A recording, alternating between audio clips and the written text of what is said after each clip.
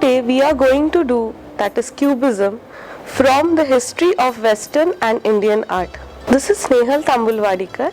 I am an art historian currently working with Sir J.J. School of Arts, Mumbai in the Department of Art History and Aesthetics. Cubism is one of the most important and influential of the movements that happened in the history of Western art. The term Cubism derives from the idea of two artists, Pablo Picasso and George Braque, who decided to experiment with the visuals of two-dimensionality and depicting them in three-dimensionality. They observed that every object that we see around, although it might look very natural to us, can be divided into cubes, geometrical forms having volume, and thus they began drawing every object, be it natural or man-made, into cubicles with voluminous ideologies. Thus this ism came to be known as Cubism. Cubism is basically based on the denial of every classical tradition that they had before them. In the beginning of modern art in the European history, we see a radical change after coming in of photography, and we also begin seeing isms like Impressionism, Post-Impressionism and Formism, who began experimenting with the visuals after they realized that the basic idea of documentation that the Western art had before photography was completely useless now. Cubists went even further to experiment because they had realized at a very early stage that art has to show something which is beyond what the photographic lens could basically acquire in their process. Cubism developed majorly between the period of 1870 and 1910, especially in the center of art that had emerged in Europe, which is Paris. When Picasso and Braque initially displayed Cubism in 1907, it was not completely resolved. It was still in quite an experimental stage, but they had achieved something which is called as geometric simplification. In order to understand Cubism, we need to understand what the artists really went through, or what the artists were really thinking about when they began this radical change in the visuals. Firstly, Picasso and Braque both realized that there were a lot of limitations to the ideas of perspective that had come about in Western art after Renaissance. Till almost the beginning of 20th century, every European artist believed that achieving the ultimate perspective was the highest epitome of art that they could achieve. But in Cubism, Braque and Picasso began questioning the limitations of perspective, because perspective ultimately could show only one particular angle of any visual and not the whole idea of the visual in three-dimensionality. Thus, they began something which was called as simultaneous vision. What does simultaneous vision really mean? Imagine yourself standing in front of a chair. If you are looking at the chair from a stationary viewpoint, that is waiting only in one place, you will be able to see the chair from only one particular angle. But the chair is not same from every angle that you see. It has different shape when you look at it from its elevation, and a different shape when you look at it from the below eye point or the upper level of the eye point. So simultaneous vision basically is nothing but revolving around the chair to have a good idea of how the chair might look from different angles at one single time. So when the artist is experimenting with this vision, it means that in a two-dimensional space, he is trying to show the chair as it looks from up, below, right side, left side, and all of it while practically revolving around it. The image that ultimately comes on the canvas or paper is absolutely distorted because it does not really look like any particular chair. But the artist has achieved to show different angles in the same drawing or painting. Cubism is the basic initial experiment to show these different angles in a very single flat surface. What is also significant about Cubism is that it is one of the movements in history which derived its term before it actually began. Picasso and Braque came up with something called as the manifesto or an ideology as to why they began this particular ism, unlike Impressionists who derived their name from works much later than they began working practically. Cubism is important not only because of its radical nature of completely negating the classical ideas of art, but also important because it brought about new ways of seeing in the world of visual arts. Let us begin discussing about Cubism through the works of its two major artists, that is Pablo Picasso and George Braque. Pablo Picasso was born in Malagna and he did his training in Barcelona and was born to a Spanish art teacher. His works have been very influential and much beyond his age since his childhood. By the time he grew up and thought of coming to Paris, he had already gained his name in the art world through symbolism and Art Nouveau when he was living in Barcelona itself. In between 1900 to 1904, Picasso started traveling a lot from Barcelona to Paris. This time he observed a lot of urbanization which was taking place in Paris. Since Paris, London, these three places in Europe had now experienced a great deal of technological advancement which had led to a number of urbanization and new buildings and new styles of lifestyle which had come about in Europe. He also observed that this new kind of lifestyle had brought about a different standard of living in the life of people in these cities. There was a big deal of difference between the bourgeois class and the working class. There was great poverty equivalent to the great riches that were there in these urban societies. And thus he began painting in what is called his famous blue period, using blue as his major palette, and depicted the scenes of people who lived in poverty, the beggars, the drunkards, the people who worked very hard to strive and yet did not get sufficient to eat by the end of the day. By 1904-05, Picasso was part of the avant-garde artist in Paris. Avant-garde artist was a new term which was used for the modern artist during this time in Europe, when the art center had now completely transferred from Italy, that is Florence of Italy, to Paris in France. Avant-garde artists are basically the artists who do radical things, who might take drastic actions notwithstanding the reactions of the critics, notwithstanding whether the people are really enjoying their works. They do not wait for acceptance from the society or the art world, but they work as per their own will. Picasso, after going into avant-garde, started getting a lot of radical ideas which were beyond his time and which were almost against all the classical notions which existed in that time. His first idea was that of denial of the realism that was so important in European art. Thus, he began alienating from painting in those realistic styles which he had been using before he came to Paris. At the same time, he was extremely proud of his Spanish culture and he was completely aware of where he had come from and wanted to continue it in his life all the time. He also got interested into Iberian prehistoric art in this particular period, as also into African art. These two arts were very inspiring for the avant-garde artist in this time because they gave something which was called as the primitive instinct to the artist, which was completely defying the society, which defied the traditional norms of culture and gave much more liberties to the artist.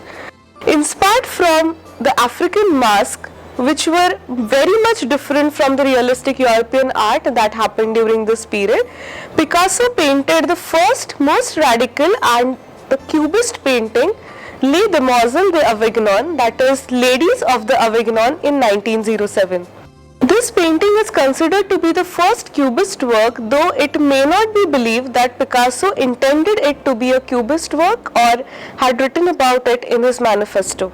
Les Demoiselles d'Avignon, which is the red light or not very cultured area around France. In this painting, he has painted three women which are basically prostitutes, and one nude which sits below next to a basket of fruits. It is very evident from the faces of these standing women that he has taken direct influence from the African mask.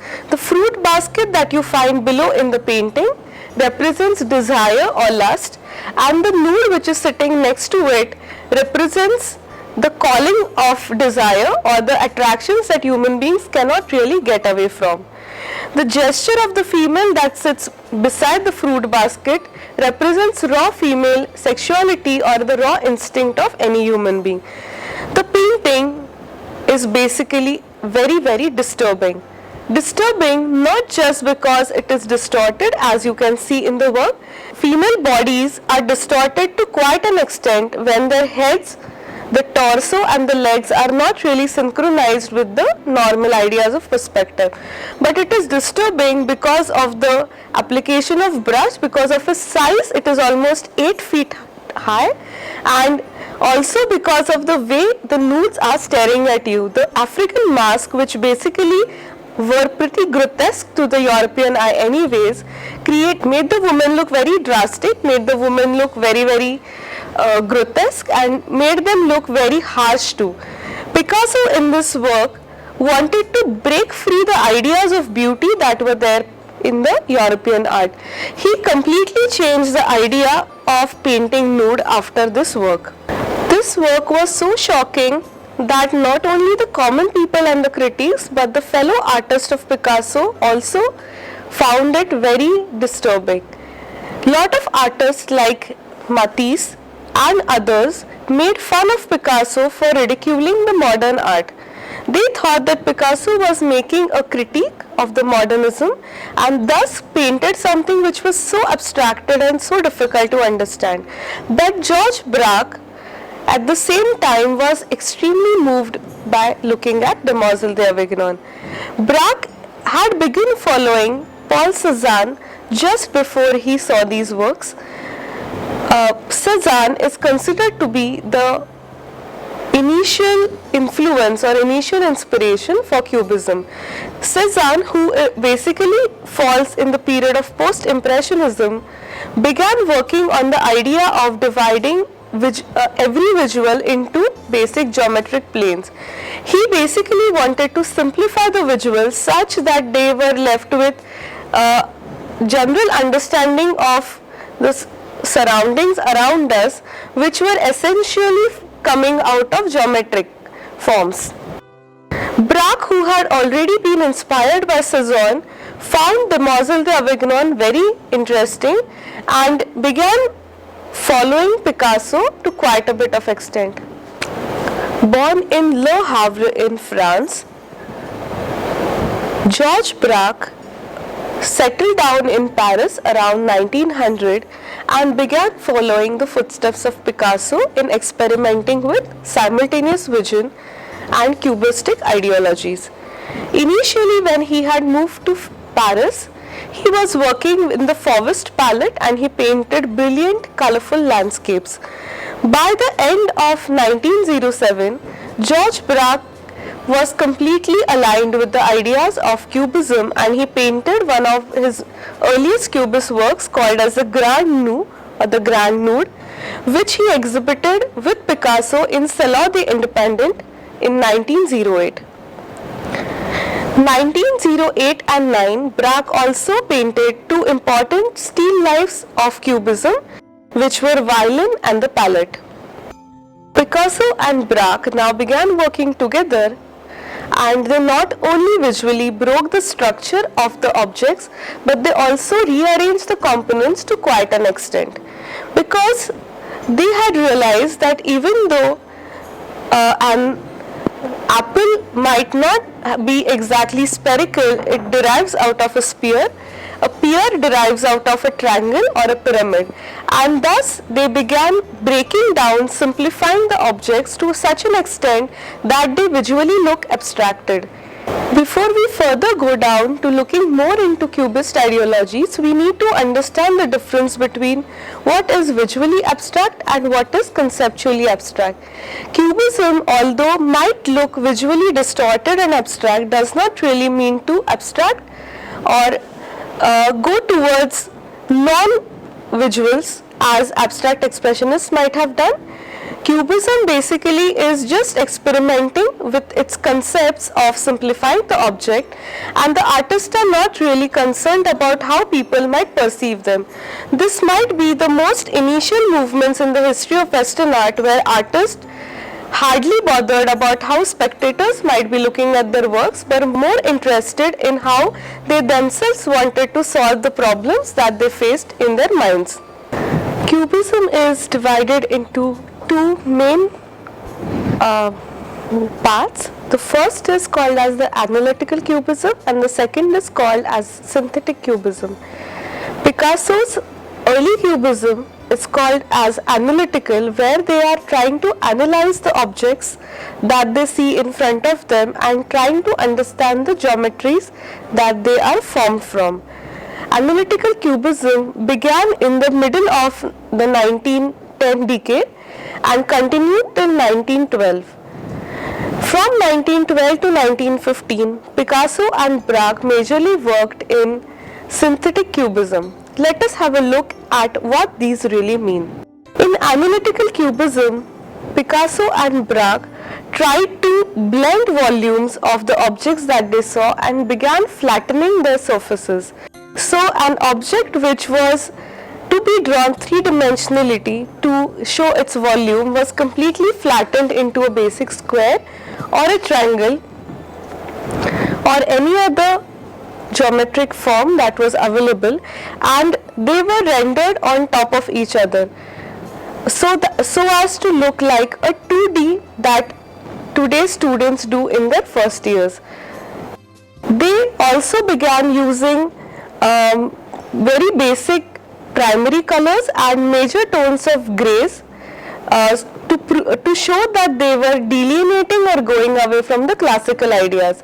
They almost denied the usage of tertiary colors like Indian red or flesh tint or mauve, purple, which were colors considered to be derived in the modern impressionist ideologies. Synthetic cubism is almost opposite to analytical cubism in this aspect, because here Picasso and Braque not only blend the volumes and flatten the objects, but they create simplified abstract forms of these objects and try to represent them in a new mode. It is almost like taking a cube or taking a fruit, cutting it out and trying to repaste it in a new way, or trying to make a new form out of the old existing form. Synthetic cubism is thus the cubism where Picasso and Braque are not just having different ways of seeing, but they are deconstructing the object to make it into a radically new one. Let us look at some of the works from analytical cubism. In 1910, Picasso painted a work called as Portrait of Ambroise Vollard. In this work, you can see that his language has become flat, consistent and ambiguous. Here Picasso has divided the human figure into basic geometric forms such that the eyes, nose, lips, the dress of the figure has become a jinx of lines and squares and triangles. The different patterns that you see on the dress as it falls down when you sit is not shown with shade light, but rather shown with basic contour outlines of the dress, which makes it look unlike a textile and it becomes a flat 2D surface. The second phase of cubism, that is synthetic cubism, is a much more interesting phase where Picasso and Braque started experimenting with collage. Rather than breaking natural objects into geometric shapes, now they use direct geometric shapes like paper cuttings, rulers, plastics, or objects that were there around in the studio. Instead of breaking the two-dimensional space now, artists started managing the space. They had much more freedom to work because they did not limit themselves to what they saw, but they superimposed different forms on one another and began getting newer and better forms in their works. These cannot be called paintings in the real sense, since they would come under murals, and some even thicker collages would come under the idea of relief sculptures. In one of his works, that is Still Life with a Chair Caning, Picasso has made use of a piece of cloth. The act of using oilcloth converted that work of art into not only something that could be done with brushes and paints, but something that could come out of anything that was available around you. You see the use of such objects found in the environment happening much more a little period later, inspired from Picasso into Dadaism. In the same time, Picasso also began using objects like glue, scissors, rulers, plastic containers that were available in his studio. You see some of these very interesting radical paintings done by Braque too, where he has used the carton covers of the objects that he bought from the market. In this period, Picasso and Braque painted some very important works like the guitar, the sheet music, the wine glass, where they have made use of real wallpaper which was used to cover the walls in the room and would have never been expected to be used in the form of painting. In his work called Guitar, Picasso used positive space for the sound hole of guitar by pasting a circle of paper and made a cubist drawing for the wine glass. These experiments with the usage of material open new vistas for visual arts in this particular time. Unlike analytical cubism, synthetic cubism offered the artist much more freedom in creativity because the work was no more limited to what was assumed to be fine art or higher art. Anything could be art from henceforth. We see a very interesting work from synthetic cubism, that is Braque's clarinet, which he painted in 1913, where again he has shown three-dimensional ideas of an object and the shadow that it casts, both in a very simplified manner. Synthetic cubism was very inspiring for artists who were contemporary to Picasso and Braque, and we see a young artist called Jules Gris who was quite inspired and began following Picasso and Braque in the period of 1911 to 1920s. Jules Gris was initially quite inspired by the works of Cezanne like Braque had been, and he began painting into cubism with his first work, that is Homage to Picasso, which he presented in Salon in 1912. Unlike Picasso and Braque, Jules Gris was actually inspired not by the idea of simultaneous vision, but more inspired by the consistency of basic geometrical forms in which a three-dimensional object could be simplified into. Jules Gris' works do not really show thus the spectator or the artist revolving around the object, but he observes everything that is around him from a single consistent viewpoint. He falls under cubism because from cubism he has taken the simplifications of looking at three-dimensional objects which would ideally be quite difficult to place in a flat surface. In his works, he keenly observed and adopted the techniques of collage and synthetic cubism with increasing abstract quality. This is very evident in one of his works called The Breakfast, where he has used geometric fragmentation, lettering and a mixture of drawing styles. He describes his method by saying that I begin by organizing my picture, then I define the object. It is not a particular picture X which manages to correspond with my subject, but subject X which manages to correspond to my picture. Grieg continued in rigor to paint in the Cubist style almost until the war, when he died in 1927. The painting style called Cubism, which was initiated by Braque and Picasso, was carried by the artists of Paris all over Europe, Russia and the United States of America. They tried to redefine Cubism in their own ways and extended its boundaries. Although Braque continued to work in Cubist style, Picasso, who was one of the most eclectic painters from modern period, moved beyond Cubism and began painting in newer styles. After Picasso and Braque, we see Cubism influencing a very large part of Europe and leading to many newer and interesting isms that we need to look forward to. In 1912, Jean Metzinger and Albert Glees wrote the Manifesto and the first published book on Cubism, which is called as Du Cubisme. Further, we have artists like Ferdinand Leger, Marcel Duchamp and his brother Raymond Duchamp, who both got interested into Cubist ideas and began individually experimenting on how else we could experiment with the geometric simplifications and a simultaneous vision. Raymond Duchamp especially worked in sculpture and tried to recreate Cubist ideologies in sculptural methodologies. Marcel Duchamp, who is again one of the most controversial artists of modern times, began his early career in Cubist style and painted one of his most famous works, which is called as the Nude Descending the Staircase.